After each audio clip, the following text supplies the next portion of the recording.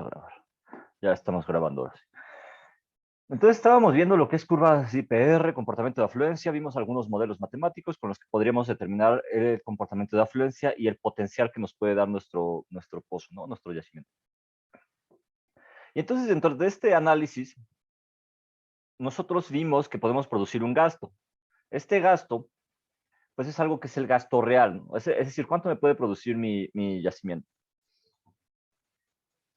El punto aquí es que cuando nosotros estamos haciendo un análisis de ingeniería para perforar algún pozo, para hacer alguna reparación mayor, para hacer alguna reparación menor, es importante saber cuánto nos va a dar esa operación.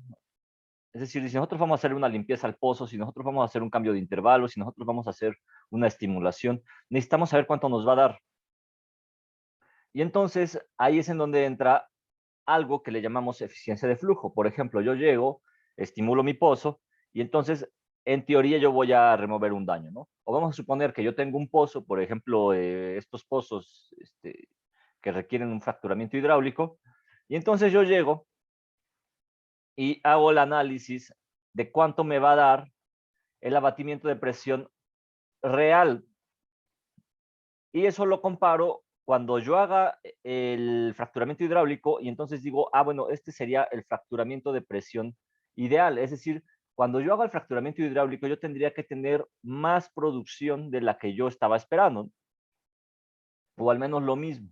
¿Sí? El fracturamiento hidráulico, pues recuerden ustedes que es para poder tener mayor permeabilidad en la vecindad del pozo, es para ampliar los canales de el medio poroso, o los canales de flujo para los fluidos, ¿no? Valga la redundancia. Y entonces esto se define así. El abatimiento de presión ideal sobre el abatimiento de presión real es igual a la eficiencia de flujo. Y eso va a ser igual a la PWS, es decir, la PWS que yo traigo, esta PWS. Y entonces yo tengo una PWS que está por acá.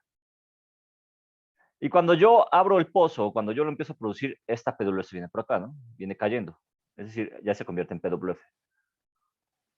Pero llega un punto en donde yo llego a la vecindad del pozo, es una RE, digo una R, acá tengo una RW, y aquí le voy a poner RS.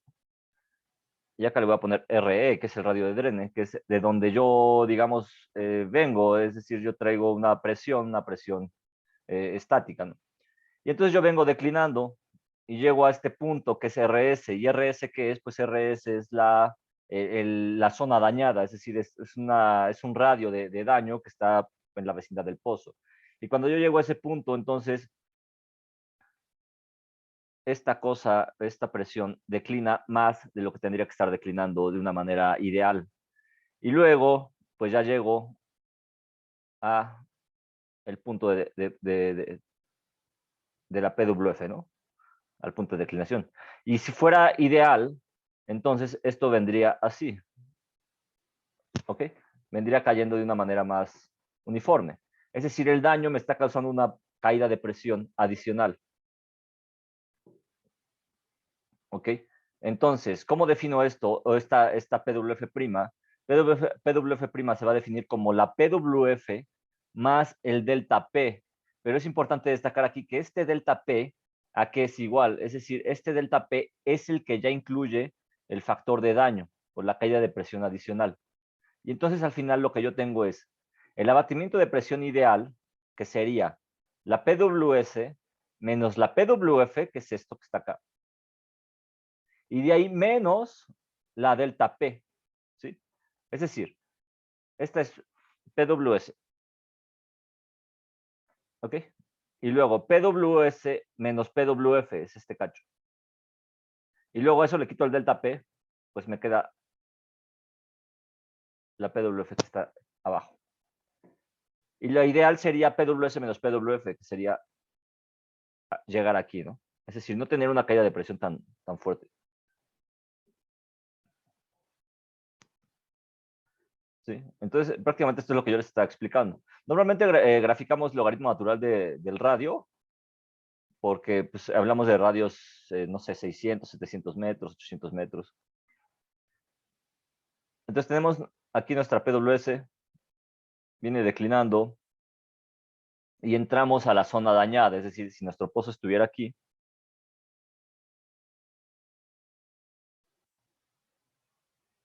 no, esto es así, si nuestro pozo estuviera aquí,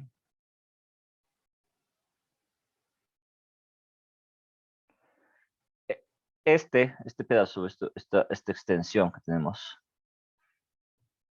esto es una zona dañada, es decir, esta parte. Y entonces cuando entras a la zona dañada, pues está dañado el medio poroso, se alteró la permeabilidad, entonces ahora lo que hace pues, es esa caída de presión adicional y nos llega a la PW. Eso es a lo que le llamamos zona de daño.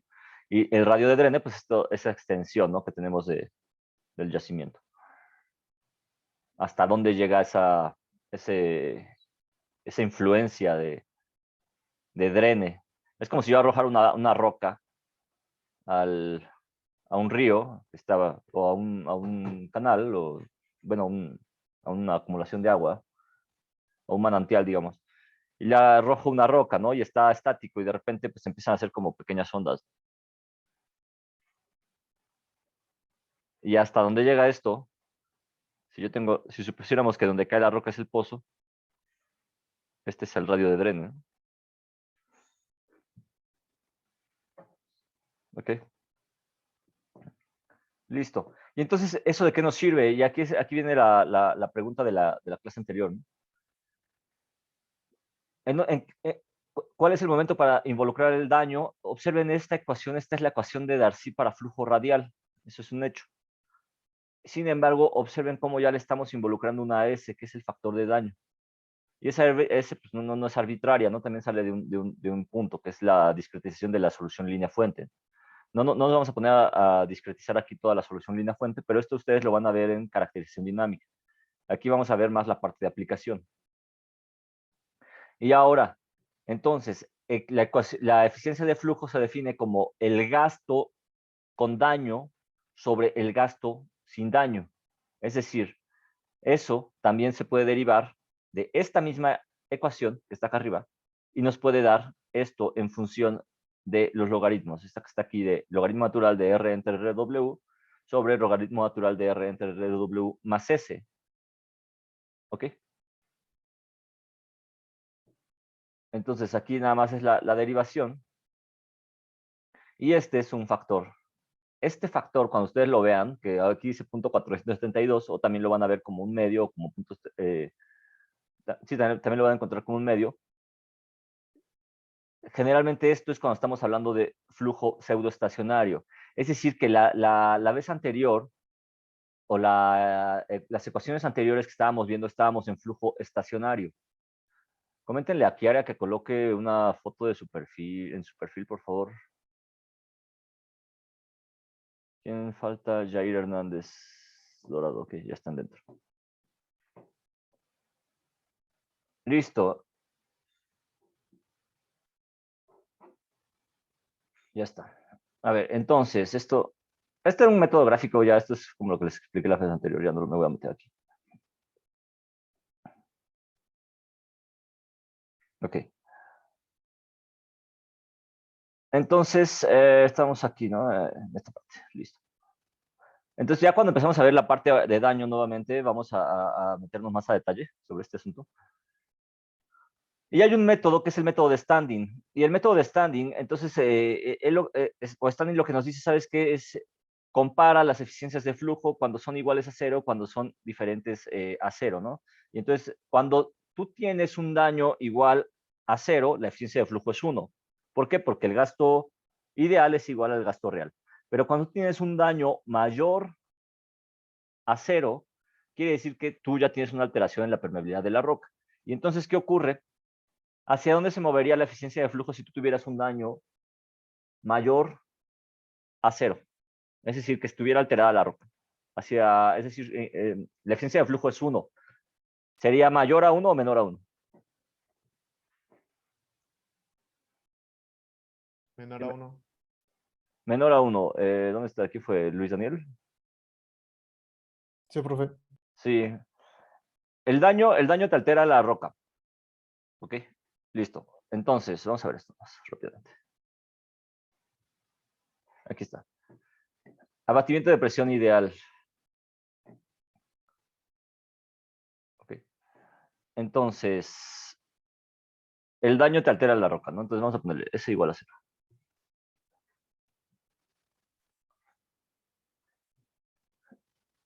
De repente yo tengo un daño igual a 1. S igual a 1. Entonces quiere decir que hay un daño. El abatimiento de presión ideal sería igual al abatimiento de presión real. Es decir, el abatimiento de presión real es el que yo ya tengo afectado por el daño. Y el abatimiento de presión ideal es el que yo no tengo afectado por el daño. ¿Hacia dónde se movería la eficiencia de flujo? Y entonces Luis Daniel nos dijo que menor a 1. Y pues sí, evidentemente, ¿no? Porque ya no tengo lo mismo que estoy esperando. Es decir, ya no tengo lo ideal. ¿Y qué ocurriría si este estuviera estimulado? Entonces, si está estimulado, S igual a menos algo, ¿no? Vamos a ponerle menos 1. Entonces, la eficiencia de flujo sería mayor a 1. Sí, perfecto. Muchas gracias, Luis Daniel. Listo, entonces, esta gráfica de standing, lo que hacía era representar, o lo que hace es representar cuando la eficiencia de flujo es mayor a 1, cuando la eficiencia de flujo es menor a 1, y nos está indicando cómo se comportaría el IPR. Eso se hace en la práctica, sí, claro que se hace en la práctica, y es muy común verlo. Es muy común ver que de repente, pues tienes tu pozo, tienes tu yacimiento, y de repente lo ves y dices, pues es que está dañado, ¿no? O sea, está dañado porque yo estaba estimando un IPR de 1, es decir, por acá, y de pronto me daba como el IPR de 0.5, ¿no? Entonces está disminuyendo el potencial. Lo que me va a aportar el yacimiento pues es menos. ¿Ok? Entonces, este es el método de standing y este es el método analítico. Y lo que hace es comparar prácticamente el QoMax del ejercicio, es decir, el QoMax ideal sobre el QoMax real. ¿Sí? Entonces, de esto les voy a dejar un ejercicio. La verdad es que está bastante sencillo y aquí viene explicado cómo se calcula. Pero lo que quiero que vean es, tenemos esto que es el QoMax de 0.6, lo tienen que calcular para 0.6 y luego tienen el QoMax para la eficiencia de 1, ¿no? Y ya lo calculan y entonces nos da ahora sí, la relación de estos dos es 0.79, es decir, menor a 1. ¿Por qué? Porque tengo un QoMax, ¿dónde está el QoMax por acá? Oh, aquí está QoMax de eficiencia igual a 1, es de 448, de 448 barriles, y el QoMax para 0.6 es de 354. Entonces, evidentemente, la eficiencia de flujo pues va a ser menor, ¿no? Y luego, pues prácticamente esto se grafica, graficamos las eficiencias de flujo, graficamos los gastos y al final trazamos las curvas de IPR. La curva de IPR cuando la eficiencia de flujo es igual a 1 y la curva de IPR cuando la eficiencia de flujo es igual a 0.6. ¿Sí? En realidad está muy sencillo, pero esto es algo que pues prácticamente se tiene que hacer y es el día a día también del ingeniero de productividad de pozos. Entonces aquí viene el paso a paso. Tiene una tarea, pero esta se la voy a dejar en la serie de ejercicios. Entonces, para que lo resuelvan. Les voy a pasar el libro. Yo nada más estoy diciendo que se les voy a pasar todo y no les he pasado nada, pero prometo hacerlo. Ok, entonces, ¿hasta aquí alguna duda?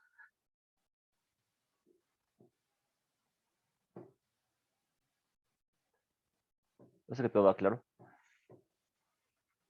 Listo. Ahora, cambiando a otro tipo de pozos, tenemos también pozos de gas. Ya ahorita pasamos pozos de aceite, ¿no? Vamos a tener pozos de gas. ¿Y qué ocurre con los pozos de gas? Los pozos de gas son muy sensibles. Los pozos de gas son muy sensibles a los cambios de estrangulador o a las variaciones que se tienen en la presión. Es decir, 1 libra, 2 libras, 3 libras, 3 PSI nos pueden afectar mucho, ¿no? Nos pueden variar. 5 PSI, 10 PSI, 1 kilogramo, genera disturbios en el gasto. ¿Okay? Entonces, ¿qué es lo que se hace en un pozo de gas? Hay pruebas que se realizan que se le llaman flow after flow. Entonces, estas pruebas son pruebas de potencial y lo que se hace es ir variando los gastos. Es decir, yo tengo un diámetro de estrangulador y si yo lo amplío, entonces voy a obtener más gasto. Si yo amplío nuevamente ese diámetro de estrangulador, tengo un gasto 2 y así nos vamos de forma sucesiva, ¿no? Pero, ¿qué ocurre cuando yo voy variando el gasto? Es decir, si yo modifico el gasto, también modifico la presión de fondo fluyendo.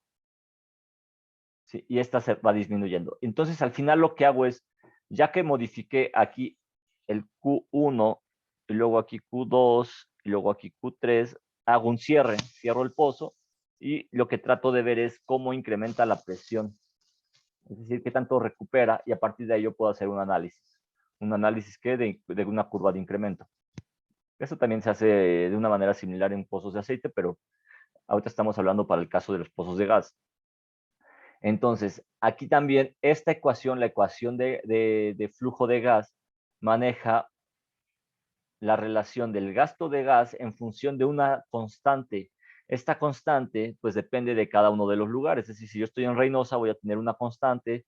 Si yo estoy en pozos de gas de Villahermosa, es decir, por cada región yo tengo una constante, ¿no? Que se puede determinar de forma empírica o de forma analítica.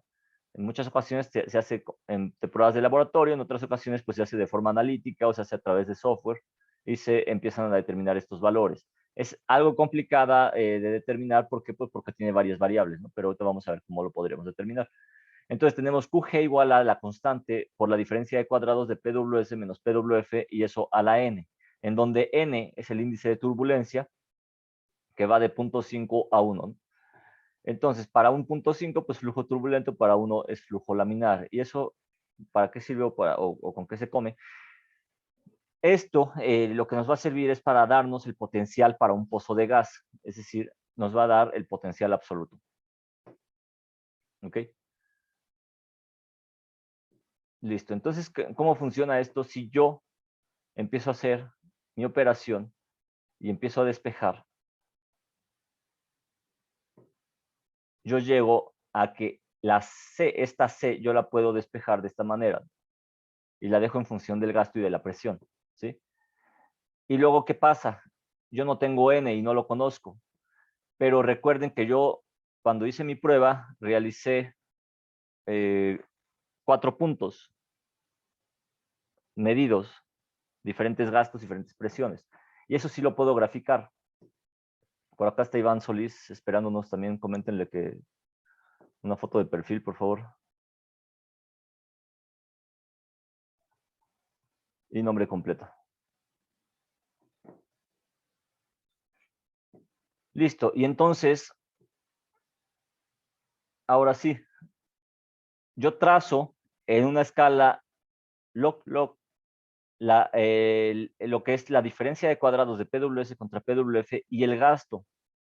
¿Sí?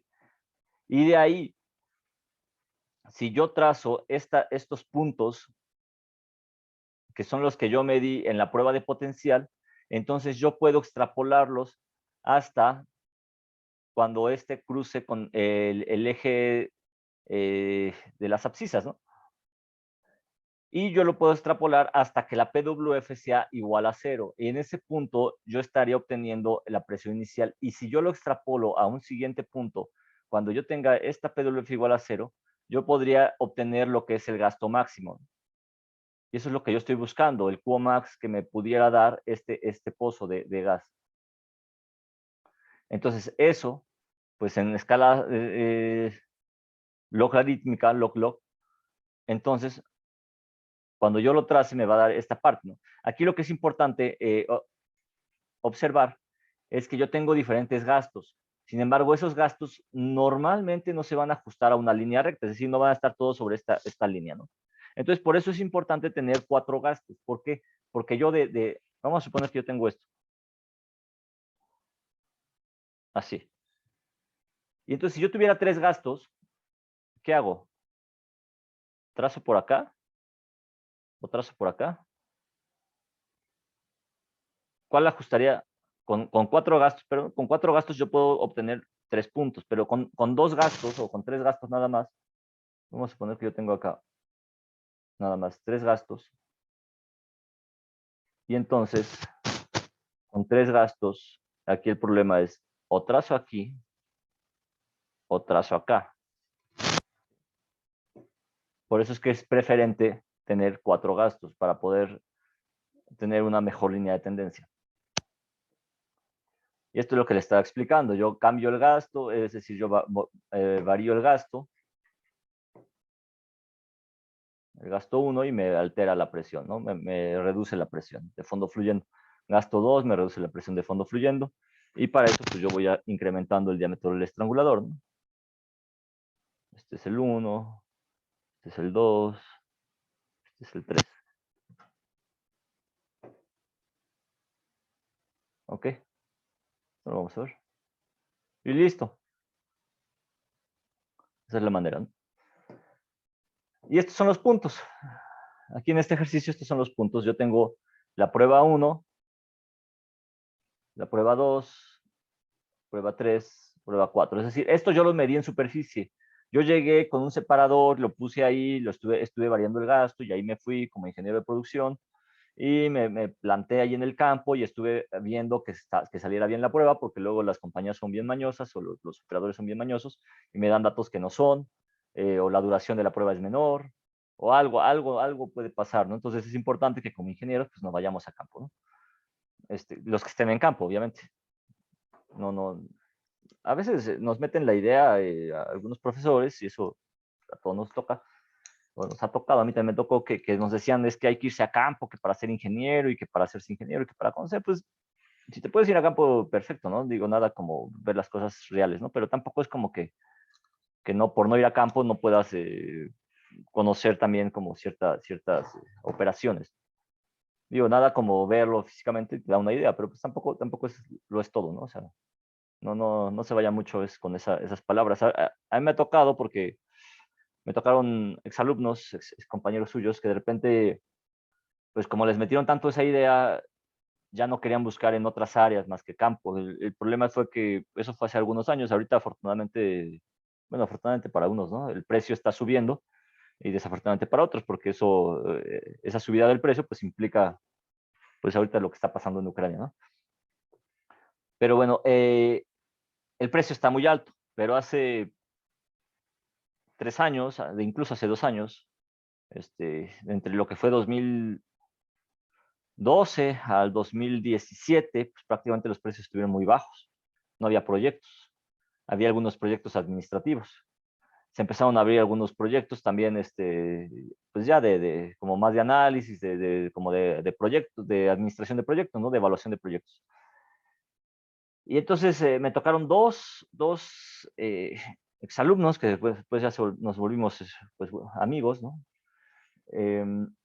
Ellos tuvieron la oportunidad de irse a la parte de regulación y a la parte de administración de proyectos, pero como traían tanto la idea de que tenían que irse a campo, irse a campo, irse a campo, los profesores, sus compañeros o los tíos, no sé, pues de repente pues uno les comparte la experiencia que uno tuvo, ¿no? Y dice, ¿sabes qué? Pues es que te recomiendo irte a campo, te recomiendo irte a campo. Y entonces ellos a fuerza querían irse a campo. Y entonces cada uno de ellos me tocó que rechazaran 2 ofertas para irse a la parte administrativa, ¿no? Era uno para la regulación y el otro como la parte de administración de proyectos y en empresas buenas, ¿no? Y en ese momento pues no había trabajo en campo y ellos casados con la parte de campo y desafortunadamente pues con esta idea que traían, pues que de repente pues sí era una ilusión, pero pues al final rechazaron estas ofertas y desafortunadamente pues tardaron mucho tiempo en volver a encontrar un trabajo, ¿no? Pero por eso es lo que yo les comento, no se casen nada más con irse a campo, sino ustedes dense cuenta que la industria petrolera tiene, yo creo que al menos unas 30, 40 áreas en donde ustedes se pudieran desempeñar. No nada más es irse a campo, lo que es pozos, perforación de pozos o productividad de pozos o producción. O sea, eso son las áreas, digamos, más conocidas, ¿no? O yacimientos. Pero está el área de planeación de proyectos, está el área de administración, está el área de artificial intelligence, está el área de data science, está el área de petroleum economics, está lo que es forex, lo que es trading para la economía, se me acaba de ir el nombre, comercialización de hidrocarburos. Está también, pues también la parte financiera, ¿no? La parte de finanzas, está la parte de seguros también para la parte de oil and gas. Esta parte de seguros también es importante, casi no es conocida. Está la parte de seguridad y medio ambiente, que también es un área bastante conocida. El área de seguridad industrial es también un área que pues, pocos se van para allá, ¿no? Está también lo que es midstream, también la parte de downstream. Es decir, hay muchas áreas, entonces de ahí viene mi comentario, ¿no? En fin, haciendo ya una regresión a lo que estábamos platicando. Entonces, ya están ahí, están en campo, están viendo que salga bien la prueba, ya salió bien la prueba, y a la par hay un sensor, están viendo también que la compañía meta bien el sensor, y están midiendo la presión de fondo fluyendo. Y están midiendo las presiones al gasto, es decir, a un gasto 1 corresponde una presión de fondo fluyendo 1, a este gasto 2, la presión de fondo fluyendo 2, y así, ¿ok? Y entonces, ¿qué ocurre o qué sigue? Pues ahora lo que sigue es realizar esto, ¿no? El logaritmo de Q contra el logaritmo de Q4, ¿para qué? Para trazar una línea recta. Observen esto tiene la forma de una pendiente, ¿sí? Y entonces, a partir de aquí, trazan esto, esta es la ecuación de una línea recta, o la ecuación de la pendiente de una línea recta, y con eso ustedes pueden determinar cuál es el valor de n. Y ahora ustedes dirán, ¿cuál es el gasto que yo pudiera tomar? Es decir, yo pudiera tomar el gasto 1 y el 4, o yo pudiera tomar el gasto 1 y el 3, yo pudiera tomar el gasto 1 y el 2. Sí, pudieran hacerlo también. Pues al final es una línea recta y les debería dar prácticamente lo mismo. Pero les va a dar lo mismo, por supuesto que no. ¿Por qué? Porque los gastos no son lineales, ¿sí? En la vida real esto no ocurre, esto nada más es de papel, ¿no? ¿Cuál es la recomendación? La recomendación es que tomen el 1 y el 4, porque muchas veces el 4, el gasto 4 ya está estabilizado y el gasto 1 es con el que yo arranqué el pozo o con el que yo encontré el pozo. Entonces, este gasto es el que ya tuvo mucho tiempo produciendo y ya está estabilizado, y el gasto 4 es el que yo dejé también ya con flujo constante y también ya está estabilizado, ¿no? Entonces, la recomendación es tomar el 1 y el 4. ¿Ok? Y luego dice, utilice la prueba para calcular C. Entonces, yo utilizo aquí este gasto, el gasto también el 4, pero recuerden que si yo utilizo este gasto, pues tengo que utilizar su presión de fondo fluyendo, ¿no? No puedo llegar y utilizar el gasto 4 con la presión de fondo fluyendo del 3. Es decir, utilizo el 4 con el gasto 4. Y al final, pues hago la diferencia de lo que es la presión del yacimiento con la presión de fondo fluyendo que yo traía, y me va a dar la C, que es la constante que yo estuve buscando. ¿Va? Y ahora, pues lo que yo quiero determinar, pues yo busco determinar algún gasto específico, ¿sí?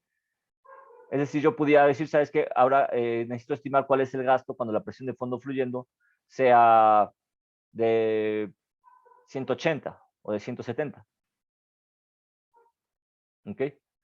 En este caso nos están pidiendo la presión de fondo fluyendo cuando esta es igual a 160. Y nos están pidiendo también el AOF. ¿Sí? ¿Cómo calculo el AOF? Pues recuerden que el AOF nada más es cuando yo hago la presión de fondo fluyendo igual a 0. Para esto, el AOF para este caso es de 43.572 millones de pies cúbicos, con una presión de fondo fluyendo de lo que están pidiendo de 160. Y para esta presión de fondo fluyendo de 160, mi gasto es de 17.300 millones de pies cúbicos. Ustedes van a hacer un ejercicio, de hecho es este, que bueno, aquí viene mejor explicado, pero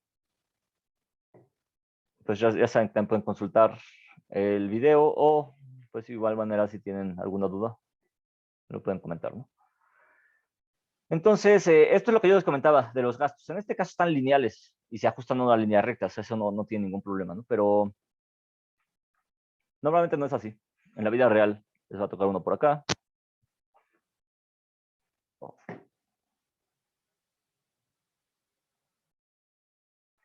Les va a tocar un gasto por acá, les va a tocar otro gasto por acá.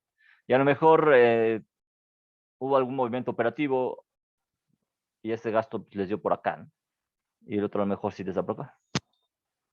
Entonces, por eso es que les comento tomar este como gasto, vamos a poner que este sea el gasto 3, les va a dar una línea de tendencia diferente, ¿no?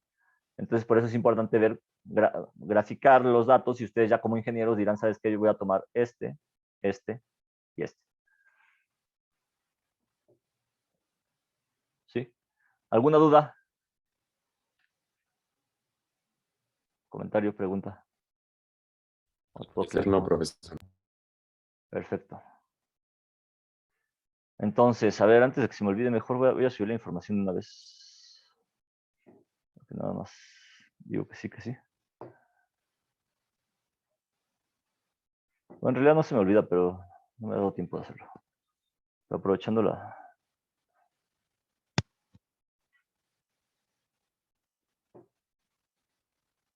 aprovechando que ya terminamos el tema. A ver, entonces,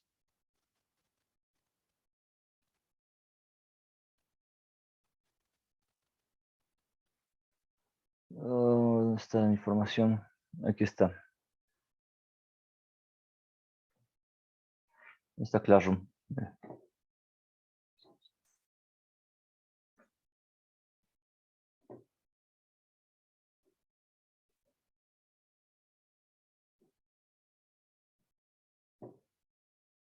Listo, entonces, a ver si jala así.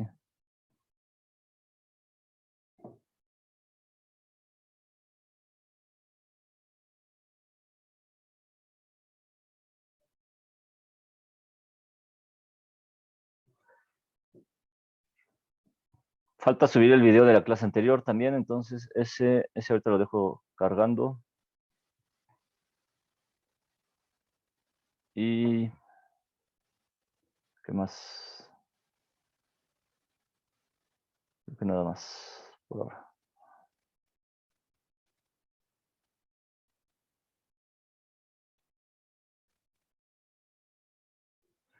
Todavía no tengo clases presenciales. En teoría tengo uno los sábados. Será la primera.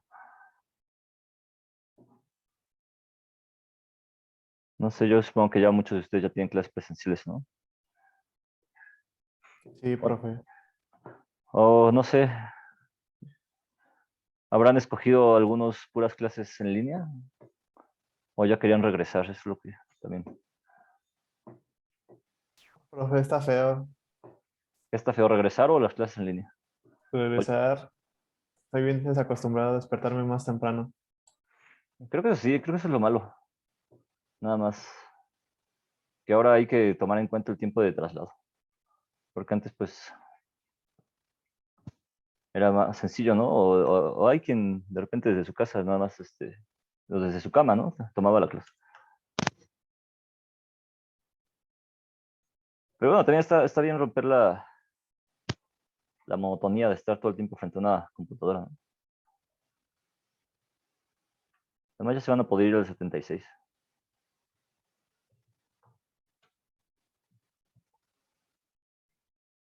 De hecho, ayer anduve por ahí también. Ah, profe, está cardíaco subir las escaleras del edificio del C.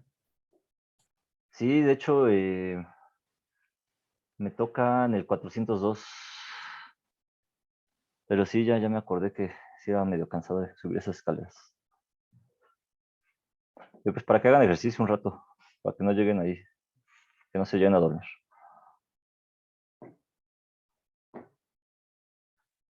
Había un profesor, Loreto, de hecho ya tenía como 80 años y se echaba las escaleras. Era un profe, cuando estaba en sus mejores años, era físico-culturista, entonces estaba como muy bien conservado ese profesor. Les voy a dar el tema 2 de una vez para. Bueno.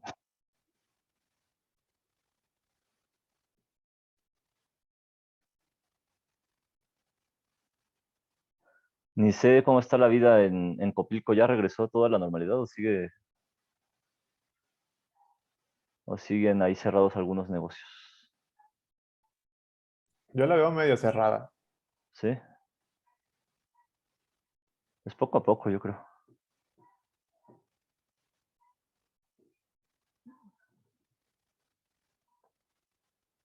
Poco a poco se irá reactivando ese asunto. ¿Dónde está?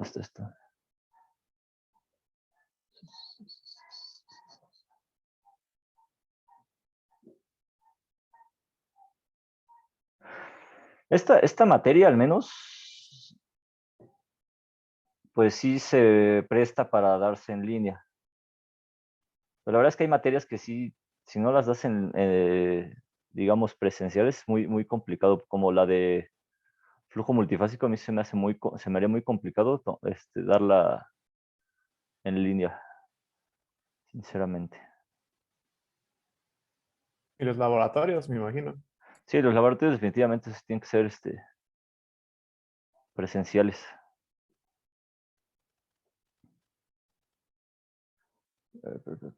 Esto.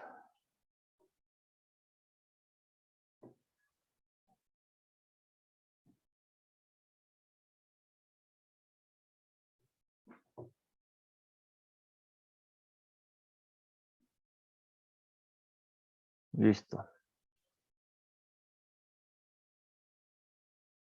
Hay el cuaderno de ejercicios de una vez también.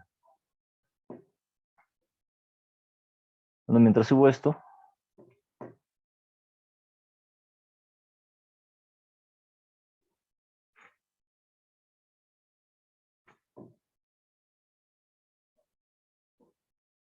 estas.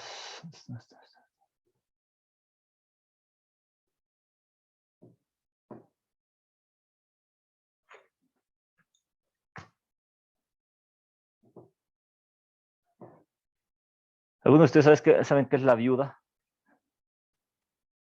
Cuando se le muere el marido, ¿no? Sí, también, No pero es como, no es la como llanta donde se suben los petroleros para la plataforma. sí, es correcto. Digo, para los petroleros, ¿no? En la vida real, pues es cuando se suben. Una válvula. En este caso es una válvula ajustable. En la vida real, pues es cuando se muere el marido, ¿no? Eso sí, definitivamente. Pero, déjame ver si tengo por acá el viudazo. ¿Dónde está?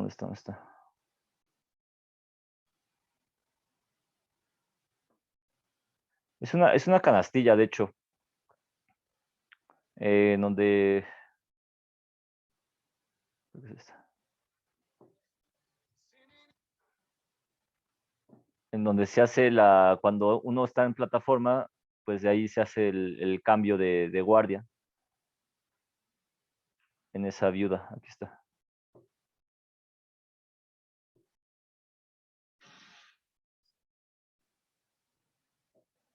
Para los que ya inicia plataforma, Profe, no se ve. Nada más estamos viendo sí, productividad de pozos. sí, permítanme, es que estoy viendo aquí estoy viendo cómo compartir esta cosa. Bueno, ya sé cómo compartirlo, pero aquí está.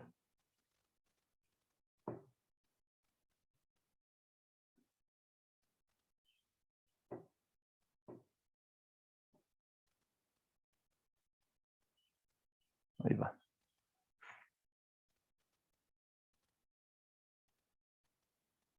Oh, fuck, ya puse algo que no.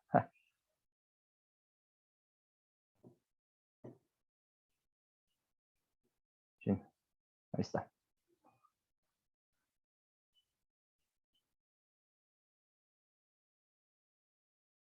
¿Alcanza a ver bien? Sí, sí, se ve. Ahí se ve, ahí, creo que ya se ve. A ver. Esta es la viuda. Se suben a la canastilla.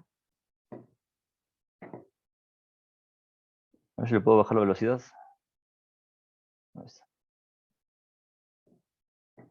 Y así se hace la transferencia, al menos en algunos casos cuando no hay helicóptero. Normalmente, ya antes todo se movía en helicóptero, ahorita ya no todo se mueve en helicóptero.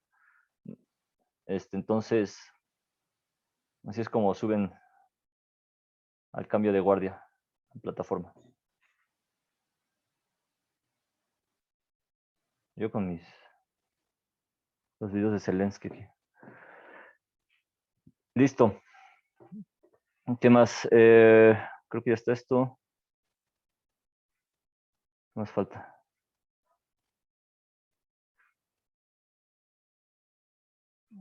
Vamos a ver.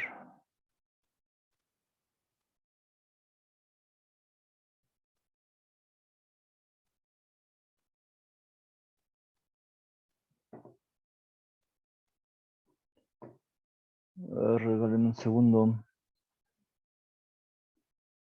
Esta cosa.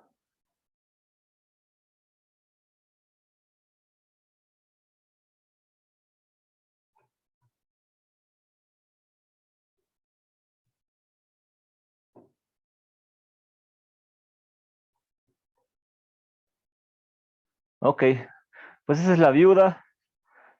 Siempre, normalmente cuando van en alguna embarcación, pues hay que tomarse sus Dramamine para el mareo. Porque de verdad que está complicado navegar 2 horas. Y pues sí, hay mucha gente que no aguanta y pues de repente ahí termina vomitando. Perfecto, bueno. Creo que estoy compartiendo algo, ¿no, verdad? La presentación, profe, nada más. Oh, fuck. Ah, ya nada. Ahí está ya. Listo.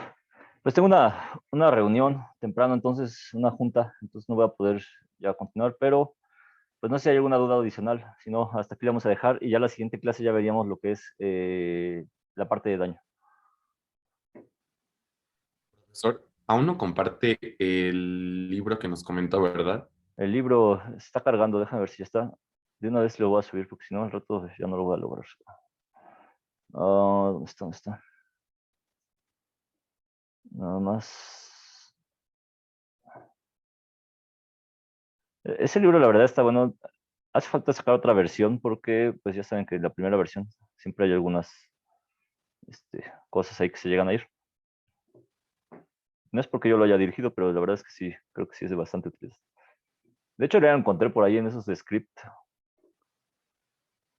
para que ya se lo piratearon, pero bueno, mientras sea de utilidad, creo que no hay tanto problema. Lo malo es que no recibo regalías, ¿no? Ni los compañeros que lo hicieron tampoco recibieron regalías.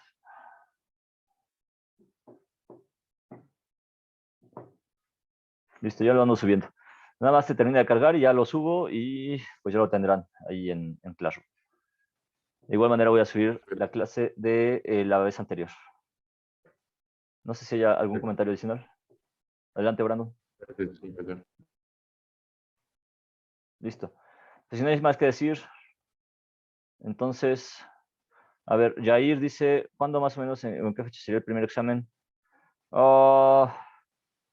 Prácticamente terminando lo que es daño y análisis nodal. Todavía nos faltan algunas, quizás un par de semanas, 2 o 3 semanas, porque me voy a ir de daño, me voy a ir a análisis nodal para verlo a la par. Y ya después ya nos vamos a ir con curvas de declinación.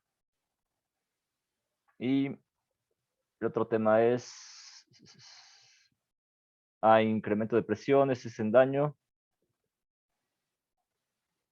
Y me está faltando un tema. Curvas de declinación, análisis nodal. Hay método de Horner. Bueno, pero el método de Horner ya es después de análisis nodal. Sí.